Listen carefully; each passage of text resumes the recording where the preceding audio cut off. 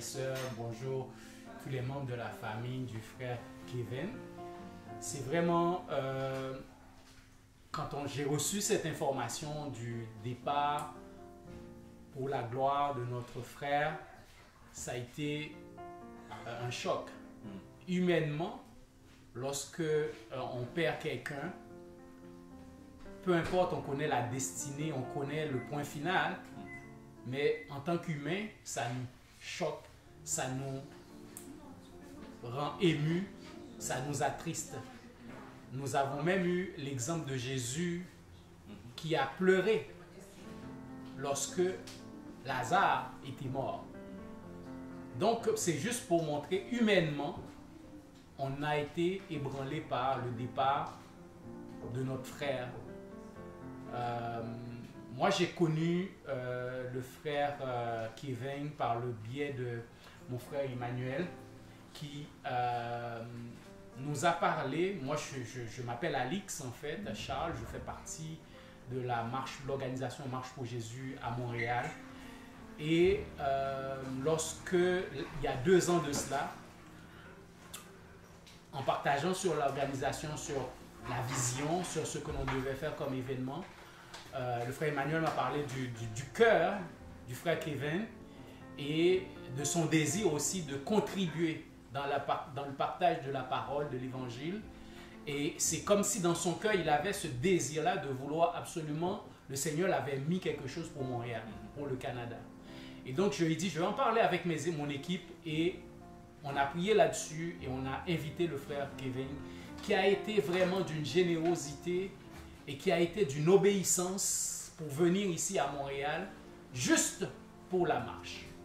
Et ça a été quelque chose d'extraordinaire où on a pu véritablement voir la gloire de Dieu, où il a pu déclarer la parole sur les gens, proclamer des choses sur les gens. Et nous savons que lorsque la parole est déclarée, il y a toujours des effets. La Bible nous dit, la parole ne reviendra pas sans avoir fait son effet. Et donc, on a la certitude que les choses qu'il a dites au moment de la marche a eu son impact sur les gens qui étaient là. Alors, quand on a entendu le départ, on a compris que le Seigneur a voulu utiliser ce frère-là durant ces derniers moments que lui, il savait. Parce que nous ne savons pas lorsque il va venir nous chercher, mais lui, il savait. Il savait. Et c'est ça que je glorifie le Seigneur pour l'obéissance. J'insiste sur le mot obéissance du frère. Parce qu'il a été obéissant à tout instant. Il est venu à plusieurs reprises, je crois, dans plusieurs événements pour encourager. Je crois que le Seigneur a mis dans son cœur ce désir d'encourager les gens dans le ministère que le Seigneur leur a confié, dans la mission que le Seigneur leur a confiée. Leur donner confiance, leur dire des paroles d'encouragement pour les permettre d'avancer. Et c'est ce que je veux vraiment partager avec vous aussi, frères et sœurs, famille du frère pasteur Kevin. N'abandonnez pas. N'abandonnez pas. Il a ouvert le chemin. Il a donné ce que le Seigneur a mis en lui. Il a semé en vous ce que le Seigneur a mis en lui pour vous. Maintenant, faites multiplier cela. Vous êtes attristés, je le sais, comme je suis. Mais je sais que vous êtes encore plus attristés. Vous êtes ses enfants, vous êtes son épouse, tu es son épouse, sœur Corinne, et tous les autres membres de l'équipe de cette église à la maison qu'il avait développée. Et cette communauté d'esprit que nous avons aussi, parce que nous croyons que la parole doit être portée dans la famille, dans les familles, dans les maisons. Et le Seigneur lui avait donné cette vision-là. Et je voudrais vous dire vraiment, ne lâchez pas. Le frère, le Seigneur l'a utilisé pour ouvrir le chemin. Suivez ses traces. Le Seigneur a permis qu'il est rentré dans la vision. Le Seigneur nous a dit, allez de toutes les nations, faites des disciples, enseignez-leur tout ce que je vous ai prescrit. Je crois, le Seigneur l'a utilisé pour faire de vous, des membres de sa famille, ses amis, les gens qui font partie de cette église-là, des disciples du Christ à l'intérieur de cette maison. Ne laissez pas cette vision s'éteindre. Lui Armand, qui va partager aussi son cœur et vous donner quelques mots d'encouragement. Merci beaucoup, mon frère. Vraiment, je n'ai pas de mots vraiment pour exprimer mes sentiments par rapport au départ du frère Kevin. C'est un homme extraordinaire, avec peu de contacts qu'on avait. Puis, vraiment, il a eu un impact extraordinaire ici au Canada, parce que des fois, les gens, probablement, vous qui êtes en France, vous ne savez pas ce qu'il a fait ici, ce qu'il a accompli ici au Canada. Donc, pour nous, c'est une vidéo pour d'abord rendre gloire à Dieu pour cet homme de Dieu qui était venu ici, qui nous a impacté. Évidemment, avec la famille aussi.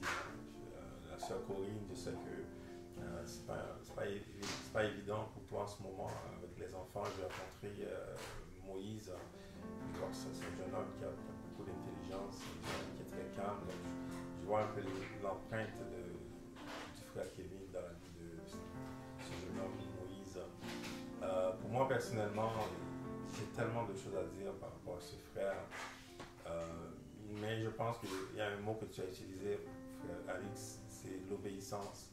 C'est ça qui m'a captivé au frère Kevin. Il était venu à Montréal ici. Vous ne connaissez pas, il y avait une situation, il y avait un frère en France, un Français qui avait une difficulté, qui était dans mon groupe, dans la mission testimony, qui avait un problème. Puis je me suis adressé à frère Kevin, il dit, mon frère, il y a un frère en France qui a un problème. Et puis tout de suite, il a pris la situation. C'était comme si c'était sa cause à lui. Il a été voir le frère chez lui. Il a même aidé le frère. Le frère est logé chez le frère Kevin pendant 2 mois. Ça m'a beaucoup touché. Je dis, waouh, comment tu peux faire ça avec une telle obéissance? Il n'a pas hésité. Et la passion qu'il a pour le Seigneur Jésus, c'est incroyable. Moi, j'ai rarement vu des gens comme ça. Je pense que lui, il savait qu'il allait partir dans ses propos. Il disait qu'il était un pèlerin sur cette terre. Il était un homme en mission. C'est sûr qu'il est parti, il nous manque. Mais en sachant qu'il a fait sa mission, il a accompli sa mission, il a combattu le bon combat, il a gardé la foi, comme disait l'apôtre Paul. Donc c'est vraiment un homme qui a fait l'œuvre de Dieu, qui a travaillé. Et son service, le service, ce frère m'a aidé moi-même. Moi, j'avais reçu la mission de Dieu, j'avais reçu le ministère pour commencer. J'avais commencé un petit peu, mais je n'avais pas le courage de faire certaines choses, je n'avais pas le courage d'implanter l'église. C'est lui qui est venu, qui a implanté l'église ici, que nous avons estimé, parce que c'est lui qui m'a dit, mon frère, tu peux faire ça toi aussi. Il m'a expliqué un peu son témoignage, il a prié pour moi, il a mis sa main sur moi. Et donc, il m'a poussé dans l'appel de commencer l'église. Donc, il faut que les gens réalisent que ce frère était un serviteur de l'Éternel, il était un apôtre. Il n'a pas utilisé le titre d'apôtre, mais moi, quand je le voyais avec cette grande passion qu'il avait, cette grande force qu'il avait pour travailler, pour implanter des églises, il l'a fait aussi en Afrique. Partout où il passait, il a laissé un impact. Pour nous, ce frère était une grande richesse. Il a laissé un héritage pour sa famille. Il a laissé un héritage pour l'Église. Alors j'encourage les frères et sœurs qui sont à l'Église de continuer l'œuvre. Je pense que le frère Alix a dit aussi de continuer. L'œuvre de Dieu n'a pas de fin. Même si le frère est parti et nous allons le revoir, et nous savons que ça va être vraiment un grand succès, vraiment de témoigner avec lui ce qu'il a fait. Lui, il va se rendre compte que son passage sur terre, ce n'est pas un passage en vain. Il y a beaucoup de personnes qui ont vécu longtemps, mais qui n'ont rien fait pour le Seigneur. Lui, 45 ans qu'il a vécu, mais le temps de travail, le temps qu'il s'est consacré pour le Seigneur. Pour moi, frère Kevin était vraiment une grande inspiration. Il m'a beaucoup inspiré. Et je vais continuer en sachant que je le connaissais et qu'il a vraiment travaillé fort pour le Seigneur. Moi, je dois suivre cette race de travailler pour le Seigneur. Maintenant, je vais passer la parole à mon frère Emmanuel qui va continuer. Merci beaucoup, frère. Oui, Emmanuel, je me présente pour ceux qui ne connaissent pas, Emmanuel Ramadari. J'ai rencontré le frère Kevin à travers d'une sœur, Chantal, maman Corinne connaît. Ils étaient venus les deux pour suivre une conférence de Papa Karambiri à Montréal. Et au cours de laquelle ils ont pu entrer en contact avec Chantal. Et Chantal a invité le frère Kevin dans une soirée d'action de grâce. Et à la fin de l'action de grâce, c'est là que j'ai rencontré le frère Kevin avec maman Coco. Et ils sont venus à la maison. Et c'est là qu'on a pris contact, on a pris une relation. Et puis je voulais parler de la marche pour Jésus. Et marche pour Jésus, ça s'est passé en juillet. Ça s'est passé en juillet. Il est venu. Je me disais, mais comment est-ce qu'il peut se décider de venir comme ça, avec ses propres frères et tout ça? C'est quelqu'un qui était passionné de Jésus, en fait. Il voulait vraiment apporter son encouragement et il était utilisé pour encourager les gens qui commençaient le service. C'était comme un fardeau pour lui. Je pense que même lui-même ne savait pas comment il pouvait s'en défaire parce qu'il sentait qu'il devait venir et il est venu. Il est venu en juillet. Il est revenu en octobre pour le lancement de Family First, donc le ministère que nous avons à cœur, mon épouse et moi, Joël. Et je l'avais présenté au frère Louis Armand lors de la marche en juillet. Et de fil en aiguille, il est revenu encore en décembre, n'est-ce pas, pour une soirée testimony.